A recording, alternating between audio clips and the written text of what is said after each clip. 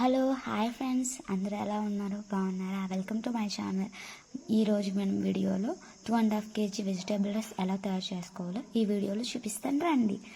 ముందుగా వెజిటేబుల్స్ అన్నీ కట్ చేసి పక్కన పెట్టుకున్నాను.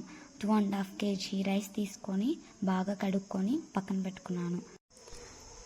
ఇప్పుడైతే ఒక బిర్యానీ దబ్బర్ తీసుకున్నాను. అదేది చాలా మందంగా ఉండాలి, అడుగు మాడకుండా ఉండేలా చూసుకోండి. ఇప్పుడైతే ఆయిల్ అయితే వేసుకున్నాను. చూడండి, మనకి ఆయిల్ అయితే హీట్ అయిపోయింది. బిర్యానీ దినుసులన్నీ దాంట్లో వేసేసుకొని కొంచెం బాగా వేపుకోవాలి. తర్వాత జీడిపప్పు కూడా దాంట్లోనే వేసేసుకొని కొంచెం బాగా వేపుకోవాలి. చూడండి, ఇదైతే వేగిపోయింది. ఇప్పుడు ఆనియన్స్ అయితే దాంట్లో వేసేసుకున్నాము. అవి కూడా కొంచెం బాగా వేగాలి. ఆనియన్స్ త్వరగా వేగాలి అంటే దాంట్లో కొంచెం అంత సాల్ట్ వేసేసుకుంటే మనకు త్వరగా గోధుమ కలర్ వచ్చేస్తాయి.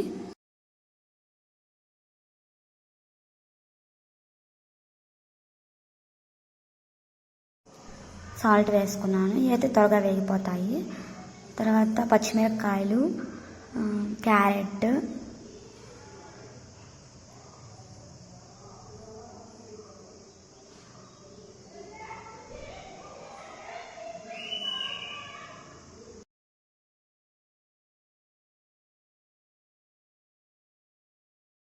చూస్తున్నారు కదా, ఇవంతా బాగా వేపేసుకున్న తర్వాత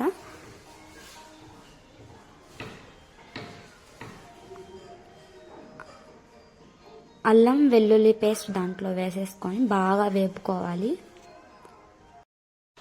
అల్లం వెల్లుల్లి పేస్ట్ 5 స్పూన్స్ వేసుకున్నాను.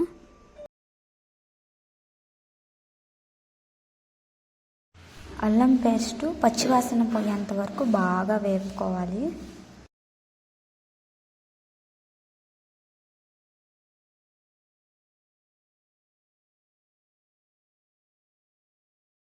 ఇక్కడ పట్టా ముగ్గ పొడి అవంతా నేను ఇంకొక వీడియోలో మీకు చూపిస్తాను. ఆ పొడి అయితే ఇప్పుడు దాంట్లో వేసుకున్నాను.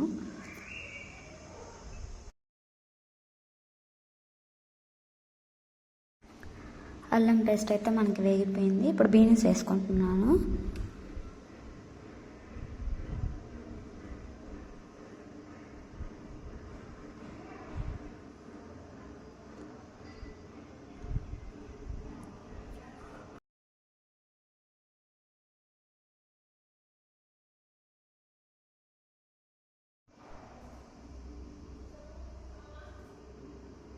ఇప్పుడు ఉల్లగడ్డలు కూడా వేసేసుకున్నాను. అవి బాగా కలుపుకొనేసి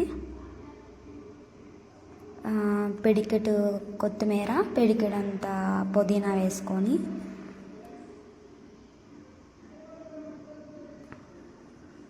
దాన్ని బాగా కలిపెట్టేసుకొని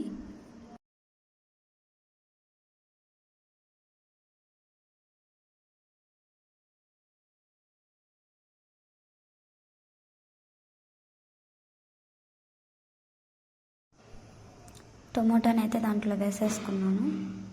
చూస్తున్నారు కదా, దాన్ని బాగా కలిపెట్టేసుకోవాలి.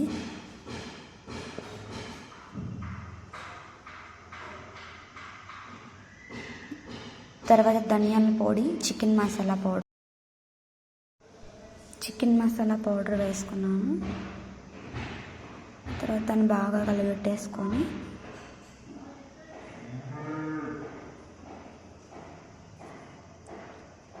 కారం అయితే ఒక 4 స్పూన్స్ వేసుకుంటాను.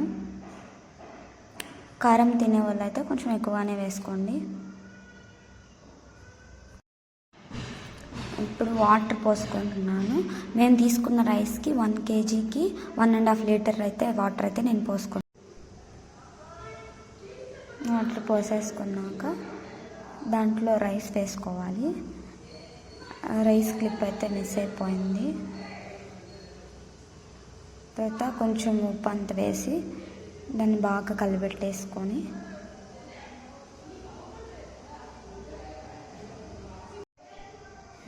అదైతే పెట్టేసుకుని తర్వాత 10 మినిట్స్ తాగిన తర్వాత దాన్ని తీసి చూస్తే ఇలా అయితే వస్తుంటుంది, దగ్గర పడి ఉంటుంది.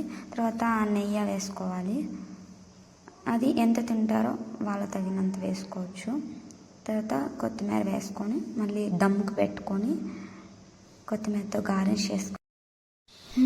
మనకైతే వెజిటేబుల్ రైస్ రెడీ అయిపోయింది. కొత్తిమీరతో గార్నిష్ చేసుకుంటే ఎంతో టేస్టీ అయిన వెజిటేబుల్ రైస్ తయారైపోయింది. ప్లీజ్ సపోర్ట్ చేయండి అమ్మ చేతి వంట ఫ్రమ్ నెల్లూరు. ఇలాంటి వీడియోస్తో ఎన్నో వీడియోస్తో మేము ముందుంటాము.